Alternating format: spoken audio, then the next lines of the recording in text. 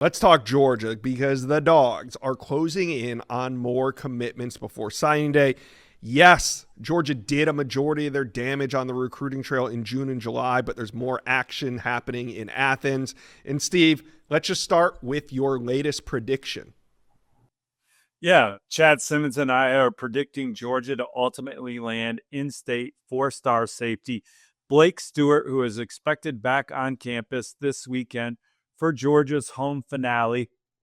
Miami, Vanderbilt, a couple other contenders that have been strong for Stewart. But as Georgia hits the gas down the stretch, we like where the Bulldogs stand for this coveted defensive back. Yeah, it's getting exciting. So who else is UGA in good shape for down the stretch? Yeah, for a second straight weekend, they're going to have recently minted Rivals 300 four-star offensive lineman Tyreek Jemison back. He was committed to Kentucky, reopened his process earlier this fall. This will actually be his third Georgia game of the season. He also attended the win over Ole Miss. Georgia's looking like the heavy favorite right now going into this weekend's official visit for Tyreek Jemison.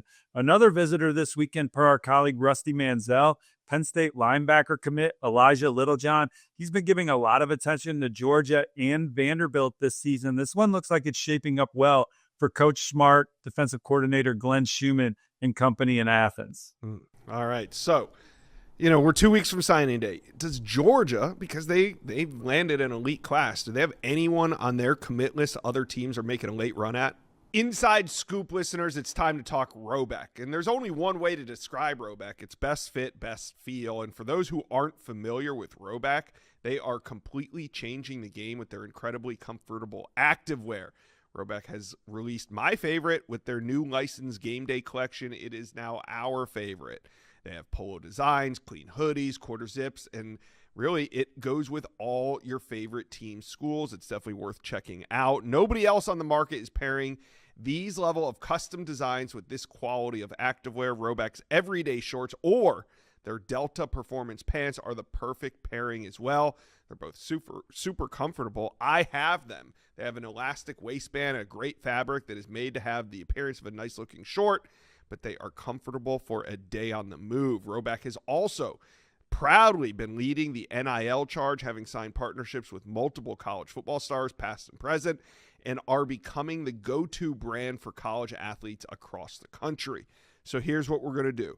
Use promo code Josh on Roebuck.com for a generous 20% off all new customers through the end of this week. That's RHOBACK.com.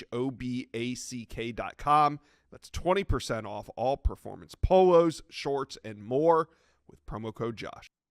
Josh, I think this is your roundabout way of asking me again about Jared Curtis, who we talked about on the last Wilfong Whip Around. No change, status quo from the update earlier this week that Vanderbilt is alive in this recruitment, and we'll see what continues to happen on that front. The Commodores have to get Clark Lee signed to a contract extension, and then they have to get an NIL offer in hand for Jared Curtis and his team to look at. Sounds like both of those things are developing rapidly around the Nashville-based program, and then we'll see what that ultimately does for Jared Curtis, who a source close to him says wants to play in year one. Now, people keep confusing that with wants to start. Certainly he wants to start too, but I think he wants to see a path to be on the field in year one. He doesn't want to sit, and so that's another element going on in this process as Georgia's Heisman candidate. Gunnar Stockton expected back next season under center. So if Jared Curtis sticks with his second commitment to Georgia, he competes with Puglisi for the QB2 job. Vanderbilt obviously has that opportunity with their own Heisman candidate, exhausting his eligibility after the season, opening up a quarterback competition for QB1 at Vanderbilt. Yeah, you're right. I just wanted to get you on the record one more time about Jared Curtis. But in all fairness, we have talked a lot about Nick Abrams. We have talked a lot about Tyreek Green. Is there any buzz that those guys should, be of concern for Georgia fans? No, those guys look solid to me. Obviously, Michigan took a heavy swing at Nick Abrams. Maybe they still are, but he's been strong. His commitment to Georgia, been to campus a couple times, and has doubled and tripled down on his verbal to the Bulldogs. All right, great news for Georgia fans.